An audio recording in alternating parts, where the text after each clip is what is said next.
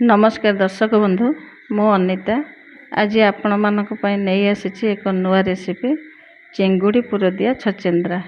जदि आपण मानक मो वीडियो भल लगुच ताहले निश्चिंत वीडियो को लाइक शेयर करंतु एवं मोर चैनल को सब्सक्राइब करंतु।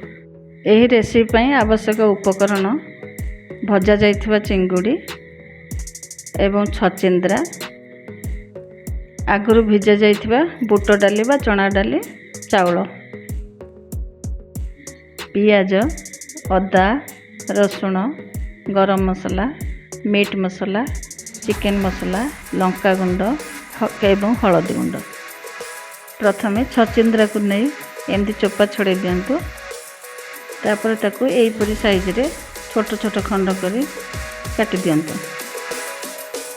काटी सारला परे ता भितर एमती कोरिकी मंजी सब बाहर कर दिंतु। देखंतु यार भितर सब मंजी बाहर करा जाय।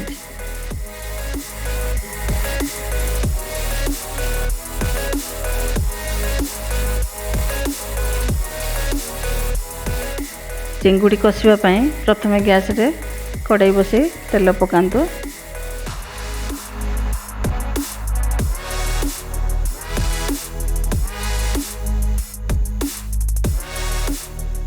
तेल ताती गला परे अदा रसुण पियाज पेस्ट आ लंका गुंड हलदी गुंड मिसई कसंतु।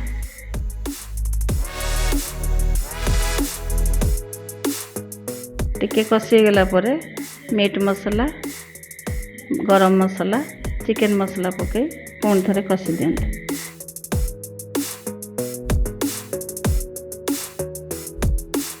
मसला कषि गला परे पुणी भजा चिंगुड़ी को पकई आउ टिके गोले दियंतु।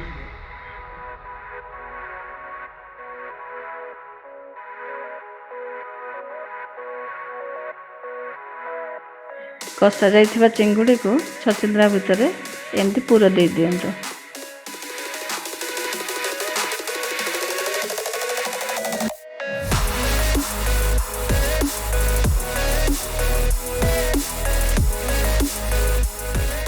एहीपरि भावरे सबु छचिंद्रा भितर पूरा दे रखंतु। या परे भिजा जाइथिबा चाउल एवं बुट डाली को रसुण, कंचा लंका, जीरा, अदा दे बाटी दियंतु। बाटी सारला परे तापरे लूण, हलदी गुंड आ लंका गुंड टिके पके गोले दियंतु।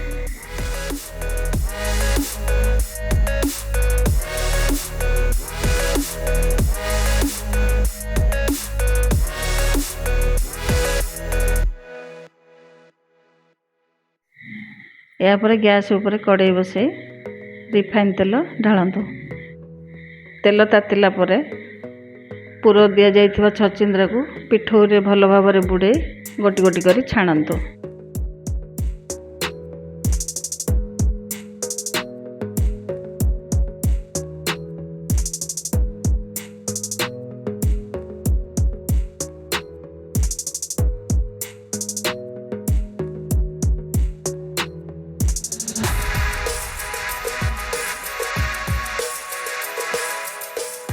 या बादामी कलर हैला पर्यंत छाणंतु एवं हो गला परे प्लेट को काढ़ी दियंतु।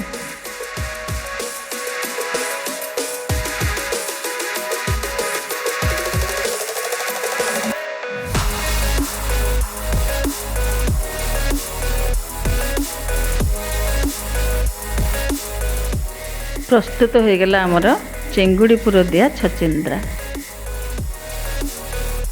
देखंतु यह केते क्रिस्पी एवं सुंदर देखा जाउछि।